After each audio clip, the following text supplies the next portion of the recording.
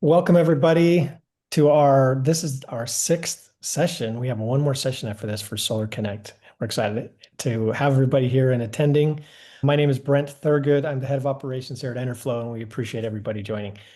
This session, which is featuring our co-founder and CRO, Spencer Oberon, who is our moderator, is joined by Evan Pack from Vivint, Jake Bennington from Roofix, and Ryan Harris from Span. So welcome everybody. And with that, Spencer, it's yours. Have fun. Oh man, it's gonna be great. I'm excited to be here with everybody. It's actually some of my favorite groups of humans on this call. Ryan, we got to call it. Your hair game is so strong right now. Like it's pretty incredible. I appreciate that. Yeah, and you just had a new addition to the family. I did, yeah. We have an 8-week-old, so we're fighting it out, trying to just get a little shut eye.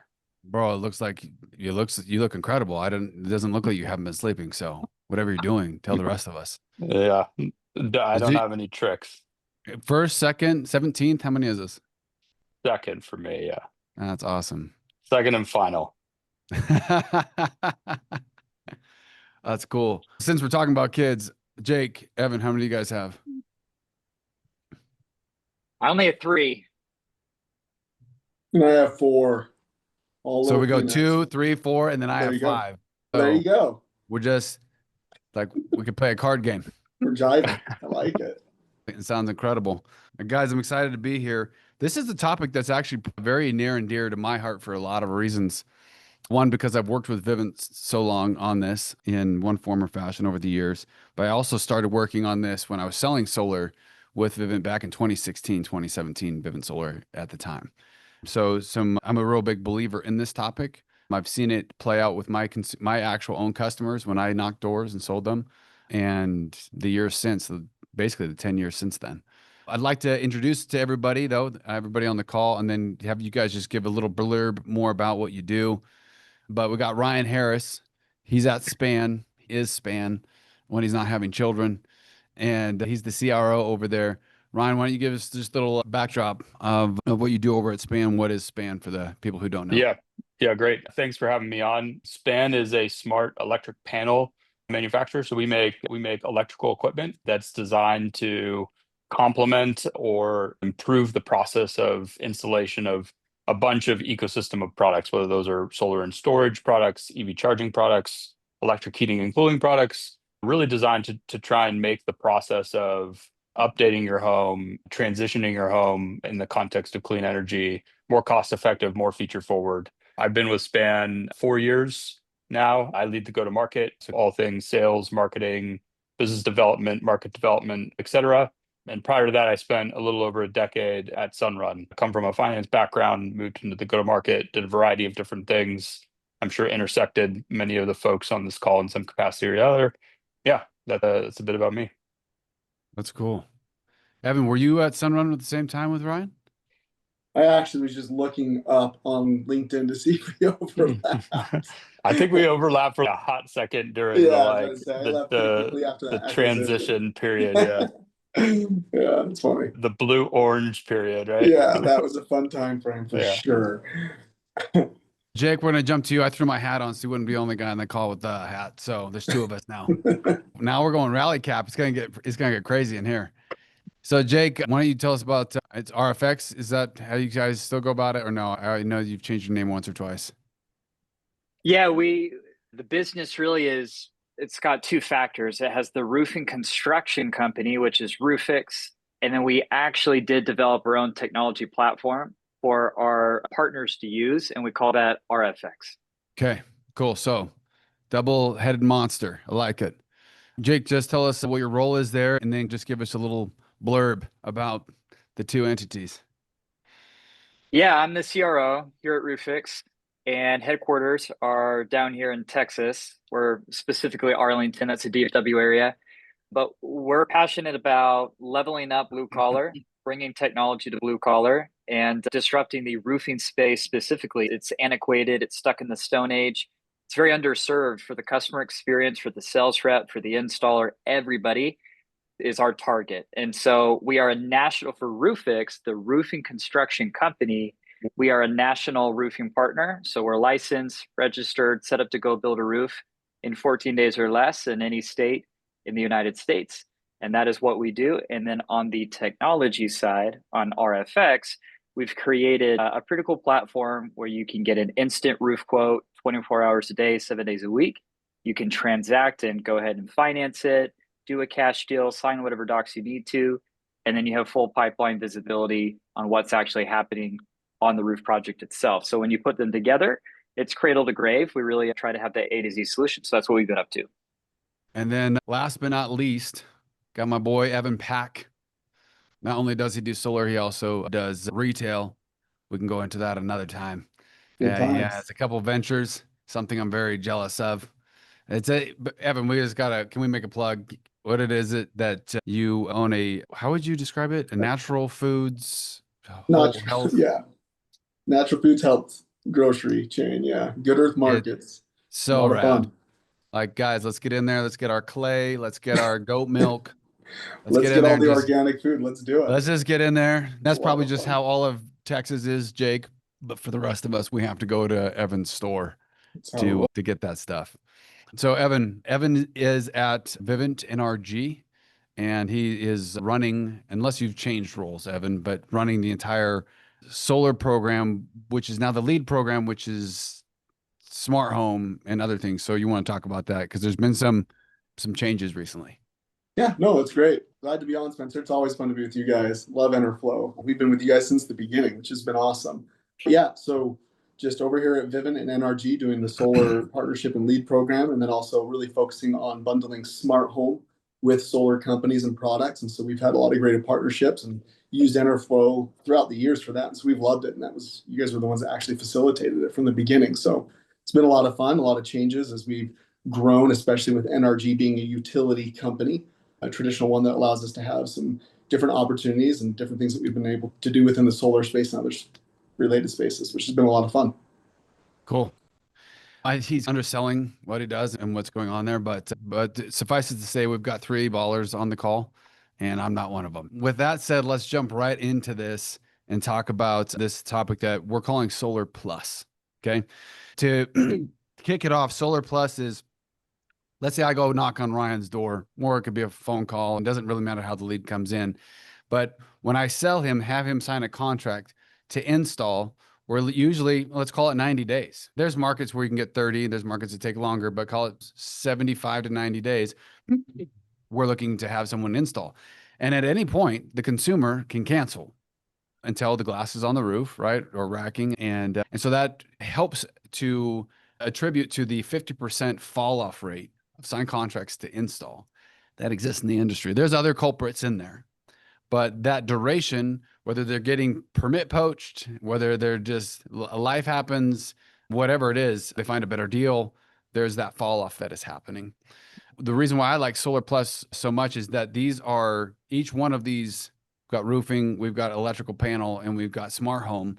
These are 3 products that we have seen from our data. So Enerflo data, that when they're added to a solar deal, increases pull-through rate. And that could be anywhere from 15 to 40%, right? Depending on when you do it. So we're going to talk more about that, get information and data from these guys, and see where they put it in the process, how it helps, why it helps. If you're listening to this and you're not doing one of these 3 or something akin to it, you're really doing your customer and yourselves a disservice, in my personal opinion. So that was a pretty strong plug. On my other calls or other stuff, I don't really push things that hard, but I'm a real believer in this and I'm really passionate about it, because what it does is we talk about in the industry, we talk about, oh, we're going to give them a customer experience. We talk about this word customer experience all the time, but we forget, what experience are we giving the customer? We sign them up, and then 90 days later, if we're praying enough and lighting enough candles, you're going to get installed at a 50% pull-through rate. That, to me, a 50% fall off is probably not the greatest experience. So the reason why I like having a span, a Vivint, smart home, even roofs, is there's something that's happening in between that time. There's an app like with Span or with smart home, and maybe even roofing, Jake, that they can use and they can interact with, and they can create that connection and create instant value just days after the signing of the contract. There's a lot of questions that people have, how it increases the cost. Does it really matter? Does it really help? So we're going to jump into all of that. All right. So with that said, let's start with Evan, because Evan, I feel like I know your model the best. Tell us how someone adds smart home, and you don't have to like just say Enerflo specific. You can lay that part out. I want to know, like, when do they add it in the process? When does it get installed? And what's your data on pull-through rate? Yeah. So for most of our partners, they will add smart home essentially at the time of contract signed, or when you have Sunrun, or excuse me, your contract approved or Sunrun approved, if you're going back to that model, whatever it is, that earlier milestone that they'll do. With those, what you'll typically see is that the customer is scheduling a smart home appointment to get installed, usually within the next day, or let's say within 3 to 5 days. And so it gets installed before permit and after contract is signed, is what most of them end up doing on that. At the time of installation, or the solar installation, or excuse me, the smart home installation, that's when the customer actually signs a smart home agreement. And typically it's a 1 year free smart home, meaning there's no monitoring and the cost is built into whatever solar product they're doing. It gives them full operation and functionality for the consumer, essentially as soon as they have the smart home. So while they're waiting for their solar to be installed, while they're waiting for permit, they're able to interact with our smart home, which includes a doorbell camera, thermostat, your different things you typically have. Our typical customer engagement is about 15 to 17 times a day with a full smart home. For a smaller one, it's about 10 times. So you're getting the customer to really add value or have value earlier in the process, and especially as it relates to solar. And then once the solar is installed and PTO'd, the customer can see solar production on the smart home app. So it ties the process together. We started doing this with our solar program because Vivint Smart Home has really done solar for a long time, whether it was Vivint Solar or Vivint Smart Home years ago. And we saw a pretty radical change with our pull-through rate when we're able to provide that value earlier on in the process. Typically, we're seeing with our partners right now a 20 to 25% uplift in the install realization rate. So from contract signed to install. Some of our partners will do it at permit, or they'll wait till they have SOW approved because they don't want to have a smart home getting installed or a product getting installed before they have a change order or they do their site audit. So you have two different models, but it's really earlier in the funnel. And the whole focus is providing value to the consumer while they're waiting for the tremendous value that is solar. And so with the smart home model, we definitely like to tie into the solar, but again, it really comes down to that experience for the consumer earlier on in the process to help them provide some value up front. Cool. So when you say 20 to 25%, would it be accurate for me to say that I go from a 50% pull-through rate to a 70 to 75, or does that mean 20 to 25% increase?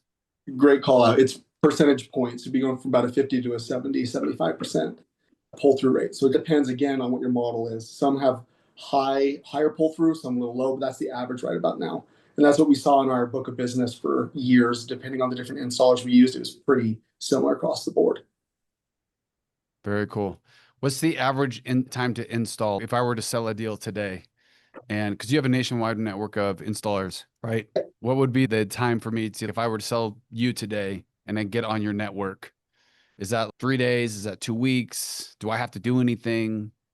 No, so Vivint does all the install, and we're the ones doing the customer experience, the customer contract, and different things.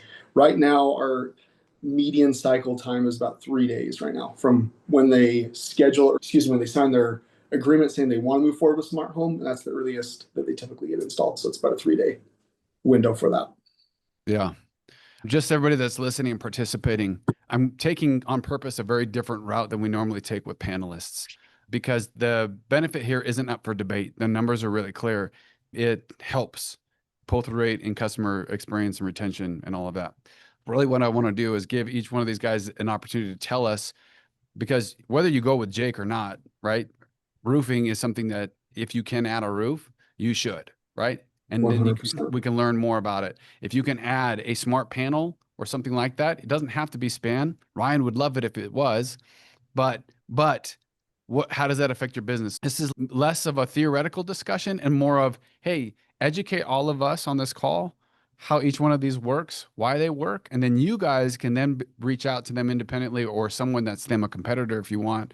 They wouldn't like that, but you guys are free to do any of those things. And so that's, I want just to frame that a little bit better, because I'm purposely leading us down a garden path here. Ryan, let's talk about Span. So Span, everybody, if you don't know what it is, it's like the iPhone for main panel upgrades. They're sexy. They really look good. Span probably has the best marketing I've ever seen in my life. Ryan, I watched one of your videos that had like classical music to it. I probably watched it like 30 times. I just sat there. I was like, this is incredible. I almost cried once, I think. And I was like, if anybody knows how to market, it's friggin' Span. That one's good. That one's, you know exactly which one I'm talking about. And that one's at the money. But the Span, ladies and gentlemen, has a very similar model to the smart home model, right? So the idea is and there's different ways of doing this, but you can, because it is part of the job, right? You can install a Span 2, 3, 4 days later and get it on the home, get the customer using something, and they are now locked into the install because the install has started, right? So Ryan, maybe you can go through what Evan did and just talk to us about some of the pros and cons, right? The good, bad, and the ugly of these are the good things that happen when you install a Span, but these are some of the bad things, like maybe it's really expensive, things like that. Let's talk through it. Yeah, definitely. And I think slightly different from Evan in the Vivint approach. We are primarily a product company. We don't offer any kind of services. But in terms of how we collaborate with partners, we definitely see examples where the Span product is utilized earlier in the installation flow. It's subject to less constraints around, zero constraints around interconnection. Some of the permitting dependent, obviously, jurisdiction to jurisdiction can be materially less weighty or less involved than the kind of totality of a solar and storage project. And so there certainly are partners that take advantage of that, that go in and solve for the foundation of the home, if you will, the foundation of the electrical system in advance of the eventual solar project as that's working its way through its own permitting and interconnection process. And you're able to start to interact with the benefits of Span, a deeper understanding of how you're consuming energy, where that energy is going, and then be able, when the other assets like a solar system or a storage system are added to the equation, then you're able to start to better understand and utilize, that energy and that power. And what we see when, I think in particular, when homes are faced with some sort of electrical equipment or electric service constraint, and they need to start entertaining main panel replacements or utility service upgrade requirements. When a Span product is introduced in those scenarios, we see upwards of 3 times improvement in conversion rate on projects that are faced with that sort of constraint. And so you almost position this thing that I sold solar for a while and I've been in the industry for a bit. When you ran into an MPR and MPU, those were projects that a lot of people ran away from, right? Because they got complicated, they got expensive. They oftentimes reps feel like they're not in a position to be able to provide value to the customer. And a product like Span that can both solve some of those cost constraints, but just also acknowledge the realities of trying to do retrofit installation activity on homes. You get to position that product differently and say, yeah, this is a unfortunate scenario where your electric panel is not up to code or it doesn't have the necessary utility service to be able to do the project that I really want to be able to do, but I have this other solution that I can bring to bear that takes that constraint or that challenge and turns it into an additional sales opportunity. That I think when you think about upselling and creating additional revenue on that individual customer, I think the questions are, how do you create value in the moment, but how do you build an ongoing relationship with that customer that allows you to interact with and hopefully provide more value over time? And I think the very best reps in the industry are those that understand that relationship and that build the necessary scaffolding such that they're able to earn the right to have those conversations in the future. And that comes from being honest and being thorough and offering solutions that solve constraints in time zero and then obviously beyond. I like that. Jake, we're going to get to you in a second because you're slightly different than these two guys. The products we install on a home and you're redoing a roof. So we're going to separate them for a second here. Ryan, if I'm a consumer, because if I'm using a smart home, whether it's a DT, swear jar, Evan, sorry, or if it's a Vivint, a smart system, I'm gonna, because I have one, full disclosure, I look at my cameras like 5 times, 7 times a day, just my cameras, locked doors. So I'm always interacting with it. Ryan, if I have a smart panel like a Span or like a Span, right? Akin to it. What Yep. am I doing as a consumer? You talked about it, but put it in perspective. Tell me what I'm doing. What am I looking at? What am I interacting with? What am I learning? Yeah, it's a great question. And kind of we have pretty detailed instrumentation in kind of our homeowner application. So we're able to understand what people are doing, how frequently are they interacting with the app. We maybe aren't on the 5 to 7 times a day cadence that smart home users may be, but our customer base on average is interacting 2 to 3 times per week with our app. They're looking at things like, how is my solar system performing relative to expectations? Are there trends in time that suggests that maybe there's something wrong with the system or something happening to the system? How is my consumption changing over time? Is the relationship between my production and consumption changing? Does that suggest that I have an opportunity to invest in incremental products to optimize my energy Yeah. use?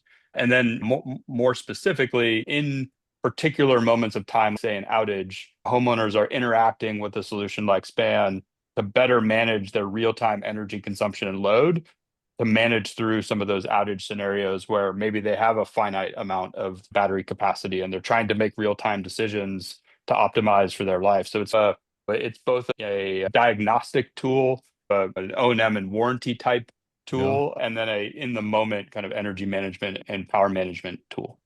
Very cool.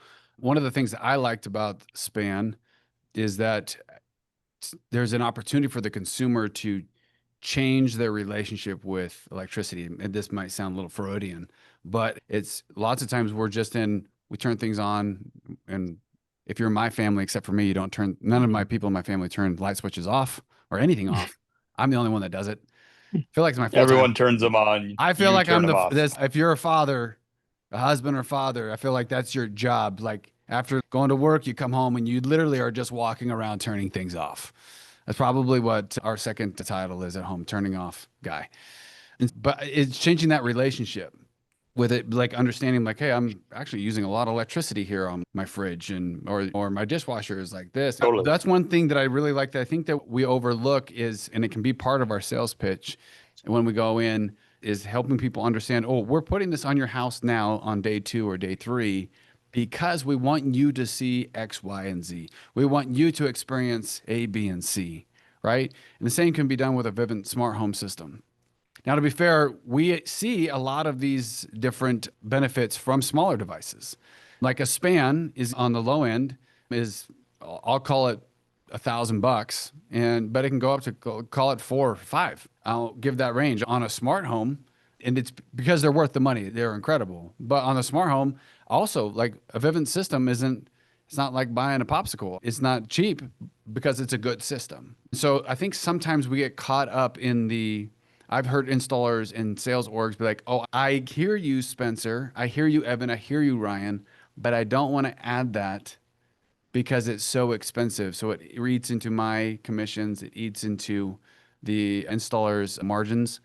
So I want to talk about that. And once we do that, Jake, then we're going to jump to you. But before you guys answer that question, Evan and Ryan, and I'll have you go first, Evan, people are getting similar results, right? To be fair to everyone, was just by putting a smart thermostat on a home, by putting a load calc device on your panel, right? And everything else in between. It's what kind of experience, listeners, do you want to give to your customer?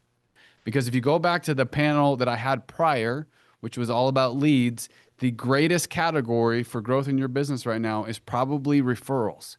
And that has a high correlation to the experience that you give your consumer. So if you think about a CAC, the cost to acquire a new consumer, if I were to tell you it's $1,500, you would say that's low. Because right now it's $2,500 to $4,000 to acquire a new customer, right? PPC and a few other channels. So you're like, if I was going to pay $2,000, $1,500, $800, $500 for something and acquire another customer through a referral channel and program, right? Because they got such a great experience. This is how I challenge you to change your thinking on these concepts, because you don't need to go hire more sales teams. Maybe you do. You could also just go deeper on the consumers that you have, provide them a phenomenal experience, and increase your pull-through rate, get more referrals, and keep going. So that being said, There's devices out there that you can use that cost you $100 and you can spend as much as you want on this. But the question you should ask yourself, what kind of experience do I want my consumers to have from between contract signed and install and then thereafter? And does it give me more touch points to go and chat with them? Because, for example, you could be an installer or sales org that says, no, I want to sell you and I want to never talk to you again. Cool. But there are plenty of you that are listening right now that are like, no, I want to have a 25-year relationship with you so that I can upsell you other products. Then you're going to want to put something like this on or in the home. Okay. So let's go to the headwinds. And then after that, Jake, we're going to jump and spend some time on roofing. So talk to me about that concept, Evan. It's too expensive, Evan. I can't afford X amount. It's going to cut into my commissions. It's going to do X, Y, and Z. Where are they and why are people still doing it? Yeah, so a lot of fun discussions here. We've been doing it for a while, so you can imagine, probably like Ryan, we had a lot of these combos. So I love teeing it up for it. A couple things I would say, even on that, Vivint, for what it's worth, try Vivint Solar before Sunrun acquired it. We tried the thermostat and just doing that alone, and that really did not bend the attrition curve very much at all. What we found is that it took a substantial value, which is like the smart home system or a span, for example, that to the consumer to really bend that attrition curve. So that's the first thing that we've experienced. On the cost, there's two different factors for it. First, on the install cost, if you're thinking about the pre-install soft costs that you have on X number of accounts, or 50% of those accounts that never get installed, if you're able to bend that attrition curve 10, 15, 20 percentage points, there's a break even for an installer for covering the full cost, which is what most installers are doing today, to be honest. Are they installers paying for all of that out of pocket? Are they charging the rep? Are they charging the consumer? For, I would say, the majority of our installers, they're paying for it themselves, the full amount, because they've seen the attrition curve bend enough to where it's break even for them. When they start out, some of them will have the reps take some type of commission hit, and then moving to that portion, which I'll just again use when Vivint was selling solar. It was a lot easier to talk to a sales rep and say, let's say you're making 5 cents less, 2 cents, whatever the number is, 10 cents. You're getting paid on 7 out of 10 accounts, or as opposed to 5 out of 10. And it starts to pencil very quickly. The real question is, you've knocked the door, you provide that experience, they've signed a solar contract. If you're looking at it, the grand scope of the 10 accounts, you're going to get paid on 7 as opposed to 5. And it starts making up for itself pretty quickly, even though the commission may have been slightly different or slightly less on the 7 versus the 5. But it really comes down to what you said, Spencer, which I like, which is building value for the customer. And I think that's where it shifts in the industry, because we've been so focused on it being a commodity, which is solar. And I've been in solar for a long time, and I've loved it. It's an awesome industry to be in. But it's very much a commodity at many points. And so changing the conversation to the value and building that to the consumer up front. For our internal sales reps, they used to charge more, and it was easier for them because they've been building value of why a smart home matters to the consumer, for them to understand their solar production and others. And so no one was paying for it. They just essentially were pushing it to the consumer. It just depends on how you approach it from a kind of a company perspective. So we've seen all three models work. Ryan. Yeah, I agree with all those points from Evan. And maybe the addition that I would add is, I think the notion of do it once, do it right does resonate to customers. And I think the idea that if you're going to have a long-term ongoing relationship with a customer and you pursue, I'll call them lesser than, maybe cheaper solutions that are point solutions that solve a near-term problem, but don't necessarily build the foundation for kind of long-term engagement and upsell opportunity with that customer, you're going to be having some of the same conversations again in the future. Like dealing with electrical equipment one time versus dealing with electrical equipment every single time you're trying to have a productive sales conversation with that customer. Which conversation do you think is going to be the higher intent, higher trustworthy conversation with that customer? The one where you identified something upfront, you solved the problem in a way that's durable, versus having to come back to the same concept of, I've got to solve this issue and now I've got to solve it again and now I've got to solve it again. And the customer's going to start to think, why didn't we just do this the first time? Or why am I having a similar conversation, a similar painful conversation again and again? And I think that's how you build value with the customer and you build it in a way that's durable over time, I think it sets you up for stronger conversations in the future. That's spot on. I won't add much to that. Jake, and Evan and Ryan, we're going to pause you guys for a second. I'll bring you back in. The reason why I wanted to separate Jake out is because roofing is part of the construction project in a lot of cases. So according to our data, about 20% of jobs are getting re-roofed, but up to 40% or more should be getting re-roofed. So there's a lot of jobs, and Jake, you can corroborate that data, but there's a lot of jobs that we are walking away from, or we're doing a crappy disservice to the consumer because we're throwing on panels to a house that should be re-roofed in 2, 3, 4, 5 years. And so we are not creating the right customer experience. I want to frame this as post B, big, beautiful bill, post free money from finance companies, post all the things. Like, we're in a completely different world now in 2025 going into 2026 than we were for the last 10 when it comes to renewable energy and solar. We have to do things differently, right? And again, be more efficient, go deeper on our consumer base, and provide more value. Jake, are those numbers accurate? About 20% are getting re-roofs and 40% are more, or do you have better numbers than that? I think if you look at it nationally, around 20% or so is probably fair. I think it's probably a little lower on what actually happens, maybe closer to 15%. But and then you get into states like California, it can even be single digits sometimes, like Arizona. Now, there's a big difference in the data between companies, even within the same market. And we've noticed that. Like, we will have some partners overlap in the exact same market, but maybe the culture or the expectation or what have you, the value proposition that one company to the next really leans into will affect that number. But I think overall, 15, 20% is probably what is realistically getting a new roof done. But the number of what should be done, you're right, is a lot higher, sometimes even double what is actually happening in that market. That's wild. I want to start with the punchline and then work backwards. From the data that you have, I know that we've got some numbers, but the data that you have, if I were to sell Ryan and he needs a re-roof in 10 years, 5 years from now, whatever. And obviously, if he needs one today, we can also throw those numbers in there. But if I'm to give Ryan a re-roof, what's my pull-through rate on those jobs? Because our national average is about 50%. Yeah, I'm going to bifurcate that into two sub data points. It depends, I think, a lot, and this is important. It depends a lot on when the conversation is being had. The reps who lean into the sale as a value add, as an asset, not a liability, the ones that are not scared of it, versus the ones who do everything they can to whisper about it, pretend like it's not happening. You might need one, probably not, though.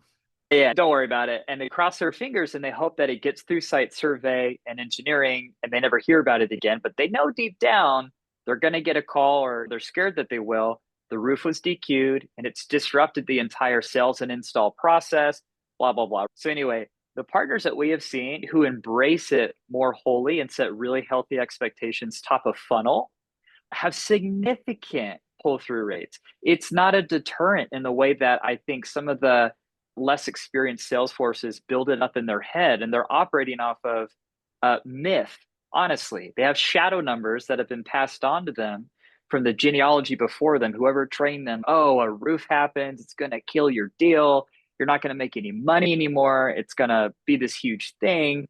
And I think historically, some of those points are more or less true, but that's not how it is today. And we see that with the data. The people who lean into it set a good expectation and say, basically treat it as, hey, with me, whether you ever met me or not, you needed a new roof. I'm so glad you met me, because you can have your cake and eat it too. I can help you with the roof and with solar, and I can still save you money, and boom. And that immediately distinguishes them from all the other guys knocking on their door trying to do solar, who dodge it with everything that they have. And people think that's more attractive, but it's actually not. You're able to add more value, and the pull-through rates do reflect that. Yeah, we're seeing some big numbers, and take this with a grain of salt. We still have to go through and audit these really well, but I'm going to give you a range of, and tell me if I'm accurate, but 20 to 40% increase in pull-through rate if it's done the right way. Oh, no, way more than that. Yeah, I would say from what we see, we also really encourage people to do a home improvement loan for the Yeah. roof, to not actually wrap it into solar, but to separate it. It's a lot cheaper, it's cleaner. The roofer gets paid directly. There's not this whole waiting and shelving an install on the solar side until it has a permit. And then finally that installer is ready to give NTP and so forth. Like the roof will get installed faster anyways.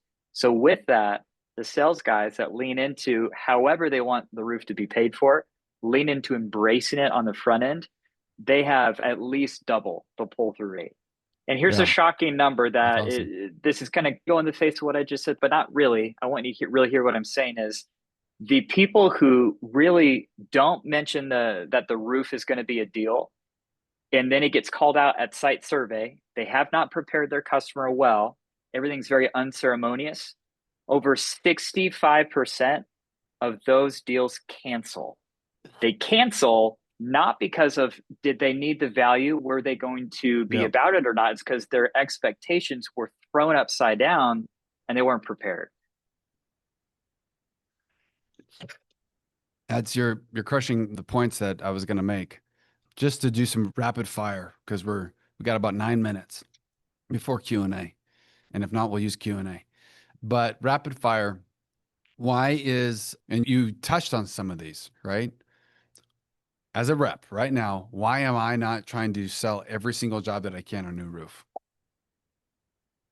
Not everybody needs a new roof, but everybody does need a roof. And when reps can understand that, if you look at the whole market adoption of solar, it's gotten more and more popular. We hit a really important milestone this year. What was the number? How many lifetime residential solar installs? Big milestone that we passed earlier in the year. What was that? Remember? I believe No? it was just over 3 million. I think we finally crossed 3 million residential solar installs. There are over 5 million to 6 million re-roofs, not new construction roofs, re-roofs that happen every single year. So when you're looking at what is a really bankable way to provide value to somebody, it's a roof that immediately, when is the best time to go solar in terms of your home's integrity? It's when you have a new roof, right? They go hand in hand. So not every deal is going to math and be the right timing for solar, but a lot of those, not all of them, a lot of them could be right for a new roof. And that person is going to be a lead that you have forever. You're able to make some money on the roof and provide value. It's worth your time. But now you also aren't just passing on all these homes all day. They're always going to be a customer, and you can revisit it next week, next month, next quarter, and always reapproach them for solar, and knowing that the roof's not going to be an issue. So everyone out there doing solar needs to lean so much more into the roofing side of things. They will see their overall sales, referrals, and value proposition go through the roof. No pun intended. I will give you some quick fire objections from people that I get. It increases my cost too much for solar, so I don't do it. It doesn't pencil. Are you speaking from a homeowner or a sales rep? Sales rep. Yeah, that's because you are putting them probably into a PPA product, which of course, if you're going to cut them a deal at all, you're going to give up 50, 60, 70% of your earnings. And guess what? You're charging the homeowner a premium to do it. You lose and they lose. Let's say you're on a typical PPA, you have a 2% escalator on a $17,500 roof. Over the whole term, the payout on that roof is actually $53,000. It's a So good they roof. bought the roof 3 times from you, but only got it once. And you gave up the majority of your commission to dunk on them like that. So in reality, what you need to do is separate them, because the dealer fees on the home improvement side are significantly cheaper. You'll save them $25,000. You'll be able to keep your full solar RIP. You'll protect your solar commission. So you win and they win, and the roof gets installed faster. That is the opportunity that you think you're stepping over a dollar to pick up a penny every single day that you don't think that way. For all three of these products, guys, as a sales rep, is this just an add-on that I'm doing so that I can get a higher pull-through rate, or can I also make margin on that? And if I can, is that just up to my installer? I guess I'll answer. Oh, go ahead. Yeah, go ahead. Go ahead, Evan. No, Jake. No, you're you're first. good. I actually did a poor job here moderating. I asked the question to 3 humans and then didn't pick one. Evan, Jake, then Ryan. So it's up to the installer, but yes, definitely Okay. you can add or have different types of packages where you get an immediate commission just on that. And so it's a value add for the rep too, but it really is up to the installer. Same, Jake? Yeah, of course, there's margin there, right? And so it's retail work, and you're able to absolutely capture a lot more than what people think on a roof. The market can bear a decent amount. It's going to depend on, oh, go ahead. Oh, I was going to ask. So I'm trying to do rapid fire real fast. But Ryan, are you finding that reps are, when they sell this, that they get a little piece of the margin, or are they just selling it at cost? I think oftentimes what happens is if you have to do a panel replacement, you're eating into your margin to subsidize that. And in the span scenario, you're selling a product with value. And so you should make margin or preserve your solar margin that was previously being eroded. One of the notes that I took here, and you guys, even though you're all different products and you do different things, it's the same. It's all about the customer expectation and the flow. If we set those up right in the very beginning, whether it's smart home, whether it's a span panel, whether it's a re-roof, we lean into it. Because I tell my sales teams all the time, people will pay if they see a benefit, and they'll pay a lot. Like I have gone to the emergency room a couple of times, and I'm like, and some of my friends are like, dude, it's so expensive. I'm like, I don't care. I want medicine now. So I'll pay 20, I'll pay $2,000. Let's go.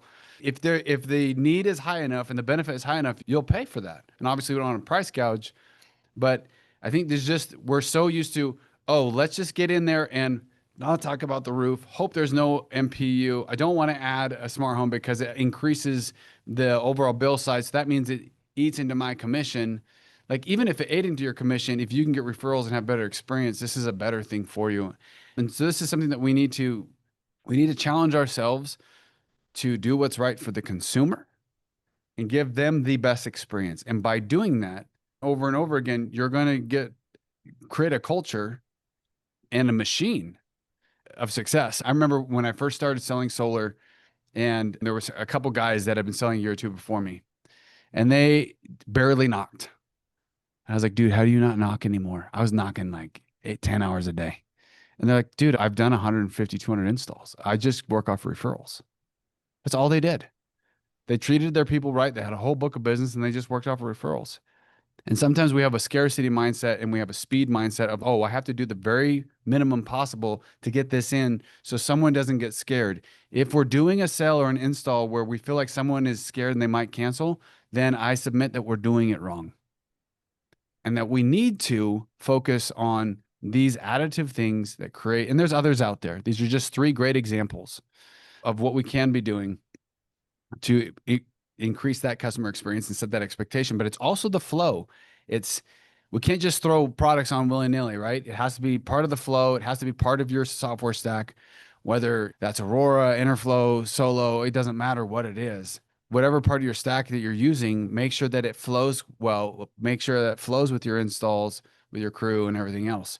And if you do that, then the numbers don't lie. Our numbers that we have with our data and all these guys' numbers here, they're all saying, if we do this, we get higher pull-through rate, we get higher ticket size, we can make as much or more profit. So a lot of really cool stuff. I just want to show my gratitude to all 3 of you guys. You guys are very busy. Really appreciate you being here and sharing your knowledge with the solar universe. Reach out if you're on these calls, reach out to any one of these 3, reach out to their competitors, find something that works in your market that you feel confident in, that you can buy into, and give your consumer an experience. Thanks for the participants. You guys were great. Evan, Jake, Brian, appreciate it. Good job, Spencer. And for the attendees, thank you. Everything is recorded and on our page in the lobby room. So thanks, everybody. Take care. Thank you. Peace out. Thanks all.